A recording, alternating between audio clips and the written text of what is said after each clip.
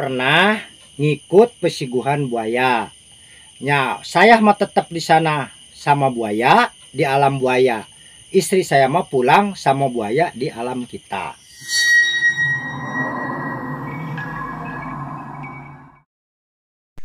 Oke, bismillahirrahmanirrahim. Assalamualaikum warahmatullahi wabarakatuh. Halo guys, welcome back to my YouTube channel Nandan Sri Fuji The Unique Explorer.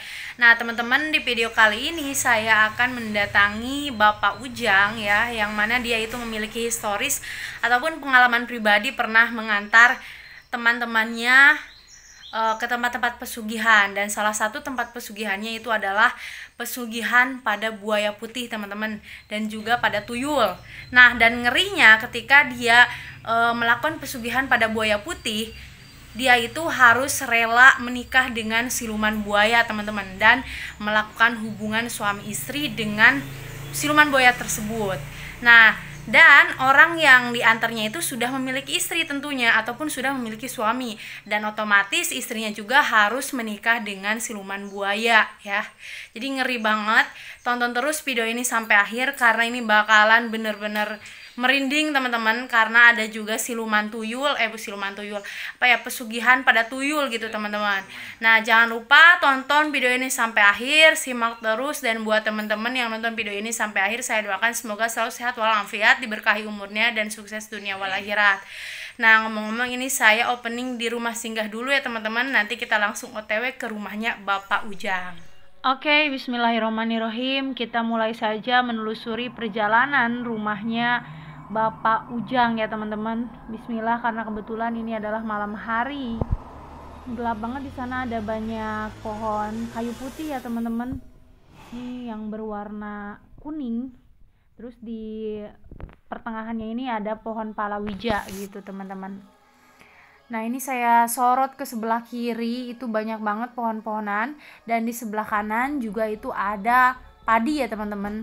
Selain pohon palawija, pohon kayu putih, di sini juga Bapak Ujang menanam padi gitu. Nah, dan untuk Bapak Ujang sendiri di sini itu tinggal sendirian ya teman-teman. Nah, dan untuk penerangannya itu benar-benar tanpa listrik. Jadi benar-benar sederhana, jauh dari tetangga.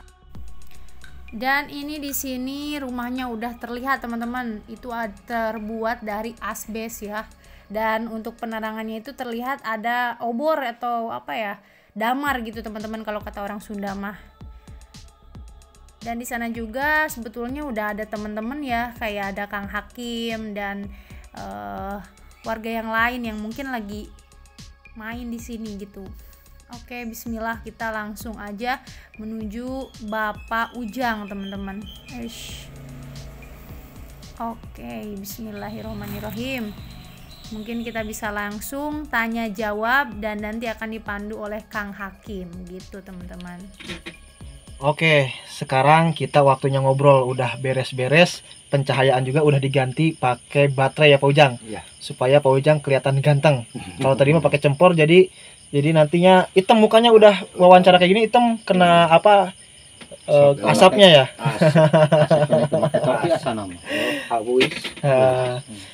Nah, teman-teman, Pak Ujang ini punya cerita. Waktu siang kan saya pernah kesini, Pak Ujang ada yang mau ngasih uang 2 miliar, tapi Pak Ujang menolaknya karena harus menikah dengan Ratu Siluman Ular ya Pak Ujang ya. Iya. Tapi Pak Ujang juga punya cerita bahwasannya kok dulu-dulunya itu Pak Ujang pernah ikut pesugihan pengen kaya raya. Tapi setelah ada yang mau ngasih uang 2 miliar dari siluman ular, kenapa Pak Ujang malah menolak gitu ya? Anggar pakai resiko. Resiko ya Pak ya. Pak Ujang bisa diceritain dulu sebelum kita mengarah ke siluman ular, cerita Pak Ujang tentang ikut pesugihan tuyul. Kalau siluman ular sekarang jangan dulu dibahas. Soalnya saya malam itu dimarahin. Oh. Marah. Gimana tuh Pak Ujang? Kalau jadi ntar saya kapan kesini saya mau nyungguh dulu apa minta kopi apa, tapi sayanya harus nginep dulu di situ. Marah sama saya itu. Itu yakin marah. Jadi kita waktu siang sama emas tuh. Hampir emas kok. Dicari jangan. Itu saudara saya. Siap. Kalau mau ada apa-apa sama saya aja. Oke, siap. Jangan sembarangan saya sampai dipoto-foto cara. Ya emang lagi ada sih. Waktu siang Sekarang itu. juga ada. Oke, ya udah, tapi asal Jangan jangan jangan. jangan sampai. Jadi kita cerita itu aja tuh Itu berarti aja pengalaman Pak Ujang yang pernah pengalaman mengikut saya pesugihan. pribadi waktu saya pengen dari Bogor, belum di sini tuh. Belum di sini saya. Belum kawin sama orang sini.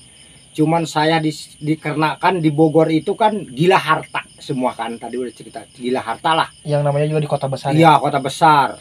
Pengen mobil ini, jadi pengen. Jadi ceritanya itu fokus saya. Ceritanya saya kan profesi saya kerja supir. Supir apa Pak Ujang? Supir truk, supir bis, supir apa aja. Tadinya kan saya supir. Sampai punya terus supir. Jadi connect saya jadi supir. Terus kehidupannya mewah. Waktu itu. Kenapa tuh? Mewah. Saya kan bingung. Tanda tanya ya. Tanda tanya. Sampai 7 kali saya ke rumahnya nggak terbuka. Sampai saya pura-pura nganggur, dia punya angkot, saya bawa angkotnya di kampung Bogor itu. 02 Cicurug Bogor, angkotnya mereknya Monster.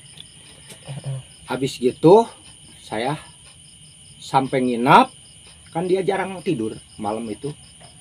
Satu malam saya nginap, tidak terbuka. Kedua kalinya baru terbuka tengah malam sama saya. Gimana tuh? Ceritanya dia itu memang bilang sama saya, bukan namanya saya bos. Tadinya kan kerja di saya lah ibaratnya. Ikut kerja sama bos sebetulnya saya, tapi jangan banyak bicara. Kalau mau ikut nggak punya modal saya kasih pinjem, kata dia itu. Nah, ceritanya dia itu itulah beli tuyul, melihara tuyul. Kemana sampai dikasih alamat, sampai dikasih pinjam saya 5 juta uangnya, suruh saya nemoni kuncen di Pekalongan di Guci. Pagi saya berangkat, nyampe situ jam 10 malam. Saya alhamdulillah nyampe ke juru kunci. Saya langsung ditanya sama juru kunci, ini dari mana? Saya dari Bogor. Bapak kenal nggak sama ini? Oh itu anak saya, kata dia. Anak saya. Ya, kamu kesini mau apa? Ya saya pengen kayak anak bapak. Oh gitu. Pengen kaya ya Pak. Berani resikonya? Kata saya jawab berani kan. Nah, belum mendetil. Saya memang berani tapi saya mendetil. Resikonya gini, gimana? Resikonya ini gimana kan gitu. Nah, sekarang saya mau kayak teman saya beli tuyul, kata saya.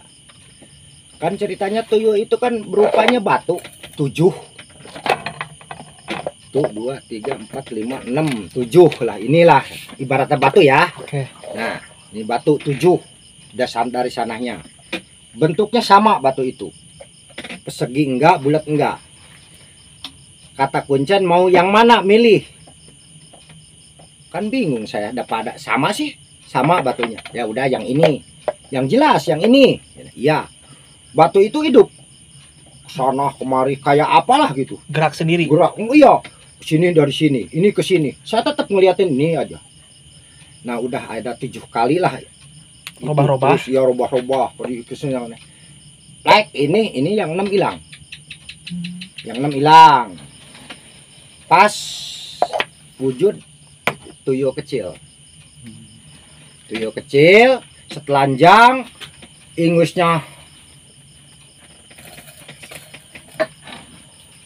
nolol, gede-gede. Ingusan maksudnya lehoan. Iya leho, ingus. Kalau ini, nah entarnya ini mesti dilap karo kita atau karo istri kita. Kalau tidak dilap gimana Pak? Ya marah, tidak mau kerja. Ya saya terus Pak, saya tanya terus kalau udah gitu. Nah ini kalau ini resikonya gimana? Nah saya kan nanya dulu resiko. Iya. Kalau yang kecil ini, kalau masalah harga waktu itu 3.750.000. Wow, udah berharga. Tahun berapa tuh Pak? Itu tahun 89. 2001 lah. ya 2001 2000 lah kurang lebih. 2000 berarti 3 juta uang sangat berharga banget. Iya, sangat berharga. Kalau sekarang Itu saya kan pinjam juga 5 juta. Kisaran 30 jutaan ya Pak ya, Nah, kalau iya, sekarang. barangkali sekarang mah. Tahu masih hidup tahu nggak aja tuh orang tuanya dah. Dulu gua itu udah tua. Saya juga sekarang udah tua, dulu masih muda kayak gini. Iya, betul. Dan pengen harta. Nah, habis gitu saya tetap nggak dulu belum dibeli ini saya, tapi ditanya dulu. Ini kalau misalnya saya beli, kata saya yang kecil ini, Tuyul kecil ini gitu. resikonya gimana? Saya kan sama istri. Kata dia, udah beli kain belum? Udah, kata saya. Kan teman saya kan beli kain yang gini, tapi yang bagus di Pekalongan, samping panjang ini. Belinya yang paling bagus di Pekalongan gitu. Yang paling mahal. Yang paling mahal. Sutra ya. Iya, enggak Pekalongan, ya karena gini, tapi yang bagus. Meyer, waktu itu gitu ya. 250.000. Oh, 250.000 mahal. 250.000 waktu itu. Sekitar 2,5 juta ya, sekarang ya. Nggak boleh ditawar. Saya beli sama istri saya, yang istri di Bogor. Nah, udah gitu, kalau memang ini udah jadi dibeli, berarti ini resikonya berarti sama istri kamu digendong, bawa pulang. Harus digendong. Iya, digendong, diais, ya pakai sarung ini. Kayak gendong anak kayak bawa kecil. bayi aja. Ini. Tapi orang nggak lihat itu. Ya tangannya kan ngais apa? Nggak kelihatan bayinya. Iya. Orang gila atau gimana? Ya itu udah resiko. Nah, terus kalau ntar di rumah si tuyul kecil ini, kata kuncen itu, hasilnya sehari itu 5 juta. Oh, 5 juta berarti 50 jutaan kalau sekarang ya? Ya, 5 juta ini sehari. Nah, itu pun kerja enggak setengah hari. Nah, misalnya di Bogor, itu saya kalau waktu itu kan di Bogor berarti mau nyari duit di terminal Bogor. Nah, sama saya digendong ke terminal Bogor, bisa ada. Digendong. Nah, habis digendong itu kita nunggu. Nunggu itu ibaratnya di lampu merah. Ya. Lampu merah di sini aja. Nah, kita itu jangan pindah. Maupun ada yang ngajak kapangih temen, itu pasti ada godaan. Jangan kita ngikut. Harus sebelum tuyul ini datang nganterin uang, pengen pulang, itu kita jangan pindah. Oh, jadi contohnya gini mungkin ya Pak ya. Kalau misalkan kita mau operasi ke daerah pasar, pasar gitu. kita tunggu di lampu merah. Sebelum tuyul itu datang ke lampu merah, kita jangan dulu pergi kemana-mana. Jangan dulu pergi harus kemana-mana. Diam di lampu merah, berdiri tegak. Nanti setelah tuyul datang, baru kita pergi. Ya, pergi. Kalau misalkan kita lagi tuyul lagi operasi, terus kita pergi dari lampu merah, atau misalkan tidak ada di lampu merah, itu gimana Pak? Itu saya tanya kan Pak, kalau misalnya tuyul ini, anak ini lagi kerja, saya pergi misalnya kemana, ngebaso atau ke WC, kata saya gituin. Ya itu resiko kalau misalnya kamu lagi ke WC, pindah dari tempat ini, terus si anak ini datang nyari nggak ada, akhirnya pencari-cari. Jadi hilang lah. Itu hilangnya mending kalau pulang ke sini atau pulang ke rumah kamu. Kalau misalnya pulang ke tempat rumah yang ada gerbangnya, apalagi yang ada satpam yang udah. Di dalam rumah kaya itu kadang-kadang ada kepiting. Itu mainan dia. Itu resiko cilaka gedenya. Nantinya disebutin gitu. Udah gitu, dia itu nggak bakalan pulang, nggak bakalan nyamperin, disautin apapun, dah kita nggak tahu namanya, terus otomatis harus disamperin. Kalau disamperin, ini satpam gimana? Bapak mau perlu apa? Masuk ke sini. Nantinya bakal ketahuan lah. Nah, akhirnya ketahuan sama satpam. Akhirnya satpam masih minta duit. Mending kalau minta duit kalau dimalu-maluin. Nah, itu resiko yang kecil. Nah, terus kalau memangnya enggak gitu, pulang. Itu istri saya ngepengin terus. Pengen ngepeng. Nenen terus itu bukan nenen air tenen, itu darah. Yang disedot itu darah sebagian istri kita. Jadi nggak boleh dan apa senggung tuyung gini, itu padahal mah ada tuyulnya lagi netek. Jadi resikonya istri kita itu istilahnya hancur badannya, karena darahnya diisap terus sama tuyul ya Pak ya. Jadi nggak ada yang kurus sehat, kalau meter itu pasti kurus walaupun kaya raya tapi istrinya kurus. Jadi istri yang tersiksa. Nah, udah yang kecil gimana Pak? Kalau yang besar itu belum digerakin lagi. Saya pengen yang besar. Kalau yang besar sehari 10 juta waktu itu. Penghasilan. Berarti kalau sekarang 100 jutaan ya, Pak? Ya, jadi waktu itu beli 4 juta 750, jadi bedanya 1 juta waktu itu. Wah, kata saya ini duitnya juga nggak cukup di dalam hati kalau gitu. Tapi yang gede gimana, Pak? Dikirain nggak ada resikonya. Kalau yang besar katanya resikonya nyari duit sendiri. Kita nunggu di rumah. Nggak perlu diantar. Nggak perlu diantar. Tapi itu tiap hari atau 2 hari sekali istri kamu pasti Gimana? dikerjain. Dikerjain maksudnya gimana? Jadi gini ceritanya, saya bilang sama istri mau pergi ke kota. Bawa mobil lah, bawa motor lah. Karena udah kaya dari penghasilan tuyul jalan. Istri saya tetap di rumah, jaga aja di rumah. Istri saya misalnya, saya berangkat pakai motor lah ibaratnya. Tiba-tiba 15 menit saya datang lagi. Set bawa motor, baju kayak aja kayak suami aja. Mah, kenapa? Pak istri pasti nanya. Kenapa pulang lagi? Duh, pengen ini dulu lah, tidur dulu. Iya. Kan malam udah, nah, belum kenyang. Jawabnya pasti gitu. Oh, situ belum kenyang. Padahal bukan suami mah udah berangkat bener ke kota. Itu yang datang lagi itu menyerupain itu tuyul. Tuyul yang menyerupai yang kita. Besar. Itulah makanya semua dari istri yang hancur. Kalau beli tuyul. Nah akhirnya saya sampai dimarahin sama Kuncen. Cuman pengen tahu aja. Ya dikirain teh punya tuyul kata saya. Terus nyari duit. Kitanya istri nggak korban. Oh itu enak banget kata. Jadi Kuncen. setiap apapun ada resikonya ya Pak. Berat banget, berat lah bagi itu. Jadi pengen kita nyenangin istri, nyenangin anak, malah istri yang di sengsara. Jadi saya akhirnya pulang waktu itu sampai uang itu tekor 250 lah waktu ongkos mah waktu itu murah kan. 250 sama beli samping mah ikian mah duit uang saya. Jadi akhirnya saya kembaliin lagi duit sama yang punya uang itu teman saya dijalani langsung punya utang saya 250.000. Oke. Itu ceritanya saya pengen kaya hasil tuyul pesiguhan. Itulah adanya itu di Pekalongan di Guci. Kalau rumahnya saya sekarang masih ingat tapi orangnya tahu masih ada tahu enggaknya. Itu mah nggak usah disebutin ya Pak. Karena gitu. itu mah privasi ini mah kita hanya sekedar cerita doang. Itu saya pengen kaya orang. Oh gening bener kaya itu berat resikonya. Berat itu cerita saya pengen kaya, lihat teman saya pengen miara tuyul teh kayak gitu resikonya. Nah Pak, kan ini cerita tuyul ya. Bapak mau ikut pesugihan tuyul. Iya. Kalau pesugihan yang lain resikonya kayak gimana sih Pak? Kalau itu yang pesugihan yang satu lagi ke buaya itu bukan saya yang masuk. Cuman saya tahu. Gimana? Jadi yang masuk itu teman saya, itu mah benar-benar masuk. Oke, Bapak boleh ceritain tapi jangan sebutin nama temannya ya Pak ya? Ya. Privasi. Oke, silakan.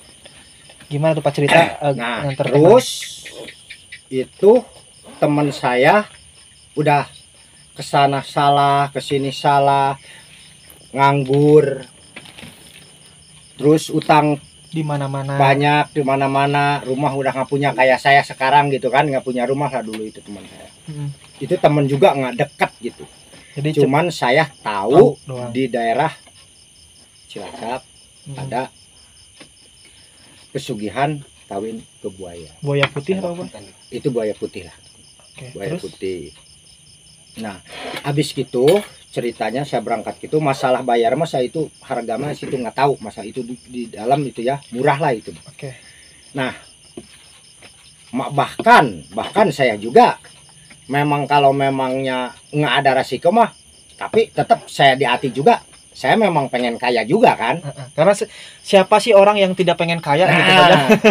Ya resikonya enteng mah, tapi kan resikonya berat mah percuma. Nah, akhirnya apalagi kawin ke buaya itu paling rugi. Gimana tuh? Jadi gini, kita ke sana tetap sama istri. Itu teman saya juga sama istri. Nah, habis gitu datang ke Kuncen, masuk ke dalam guanya itu berapa puluh meter ke dalam, senter gini juga yang dulu mah kan nggak pakai setrum ya, pakai baterai, pakai apa batu. Batu 7 itu nggak nembus ke lubang gua itu. Saking gelapnya. Nah, nembus itu orang tua itu bawa cempor yang pakai bambu. Jadi kelihatan itu siang masuknya. Taulah kedalamannya tadi lupa terus. Pas masuk ke dalam, saya ngikut sampai tanahnya kuncen. Udah sasaji udah bawa kan? Di dalam itu guha itu ke sana kemari banyak lah guha itu di Cilacap itu. Habis itu dalam ditanya sama kuncen sampai 7 kali nanya itu sama teman saya itu. Benar mau kaya kamu, mau diem di sini, tetap aja dia mau. Sampai juru kunci itu, ini bahaya entarnya. Udah Pak, yang penting saya kaya. Istri saya kaya. Saya kaya katanya enak. Oh ya udah. Istrinya ditanya gitu juga. Nah, habis gitu teman saya langsung suruh menghadapi suguhan itu, suguhan sesajian itu. Terus tungguin aja di sini. Biarin jangan baca-baca sampai ngeliatin terus. Ntar juga ada katanya yang datang kata kuncen. Nah, habis gitu istrinya dipanggil. Udah ada 15 menit lah. Istrinya dipanggil sama kuncen itu. Bu, sini ibaratnya. Jadi nyamperin ke guha yang lain, ke gang. Nah, habis itu saya pun dicolek sama kuncen. Sama kuncen dicolek, saya langsung ikut. Padahal ternyata si istri itu ruginya makanya kawin ke buaya itu tadinya suaminya masih yang harapin di situ, kok sekarang udah ada di sini kata saya. Aneh saya juga pertama mah. Pertama, udah ibu mau pulang aja sama suami, udah pulang udah beres katanya. Suami ibu nih pulang. Ternyata saya nanya sampai kan saya mau ngikut pulang. Sampai diem di situ dikunci sampai 5 hari. Jadi yang pulang itu ke kampung dia itu buaya. Siluman buaya. Siluman buaya. Jadi si suaminya menikah di sana sama buaya. Di kerajaan. Di kerajaan itu. Di guha itu. Bahkan saya pun ngikut ngeliatin nikahnya. Langsung jadi si istrinya pulang sama buaya. Dia itu sosonan sama buaya. Jadi suaminya itu selama belum punya anak belum bisa pulang. Si buayanya itu. Nah, jadi yang sekarang di sini ngebangun itu suaminya buaya. Cuman wajahnya aja mirip Wajahnya suami. Cuman kan tadinya ibaratnya nih. Misalnya teh orang itu teman saya teh baik lah. Temen pengen rokok ibaratnya dikasih apa. Terus sama si Goh itu tiba-tiba udah habis jarah mah pelit. Sama orang tua pun ngomong juga biasa-biasa aja, pelit lah sama orang tua, sama saudara. Dikarenakan kan itu bukan saudara dia, itu mah buaya. Jadi si istri itu nurut. Suruh pelit, pan ai pengen kaya mah harus pelit, gitu kan? Kata buaya itu.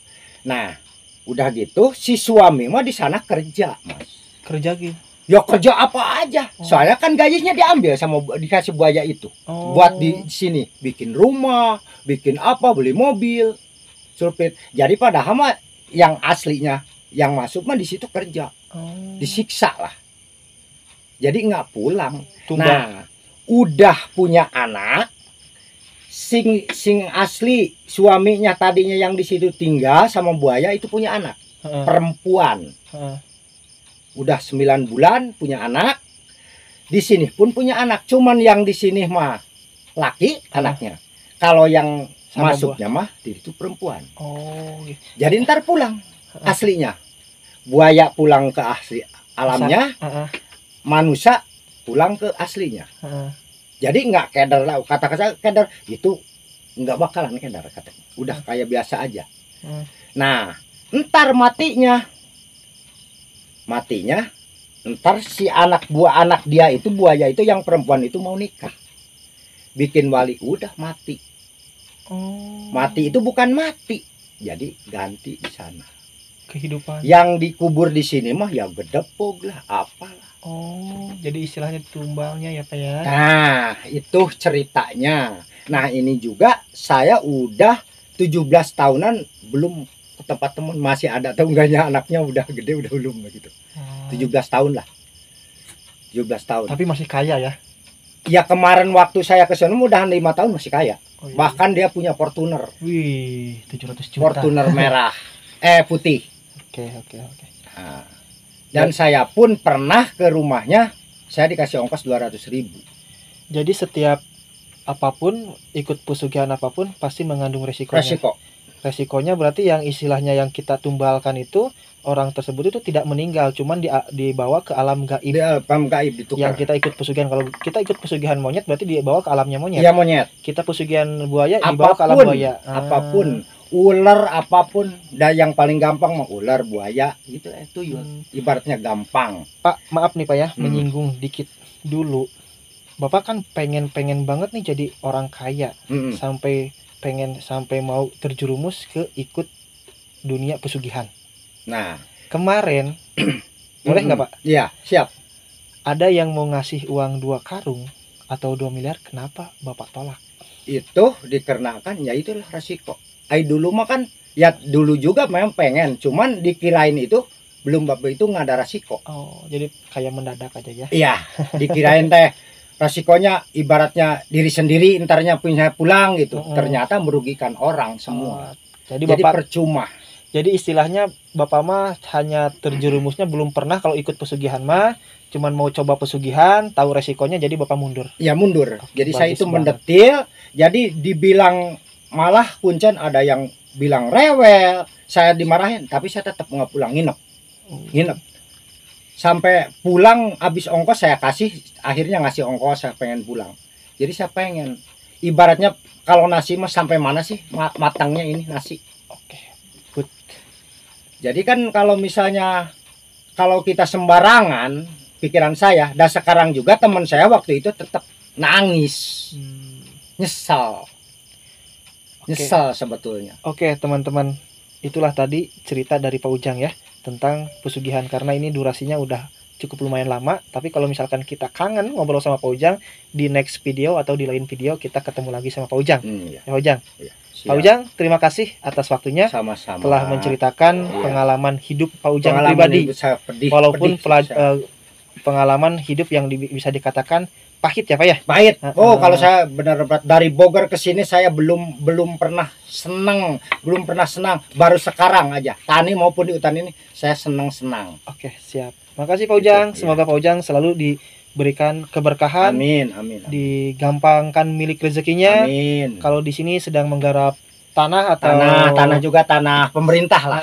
Daripada kita nyari yang gituan, daripada kita jalan yang salah, mendingan inilah halal. Oke, betul. Maupun tempat pemerintah udah hak milik, ibaratnya bisa digarap. Semoga gitu. Panen Pak Ujang melimpah. Amin. Closing mas.